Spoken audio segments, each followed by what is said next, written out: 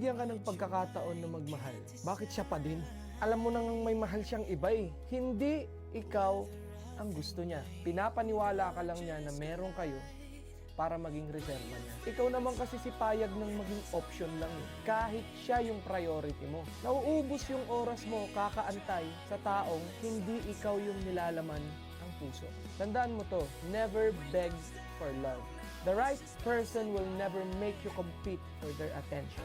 Ikaw kasi tong si todo papansin eh. As if naman papansinin ka niya. Kailan mo planong paghilumin ng sugat mo? Kailan? Pag kinasal na siya sa iba?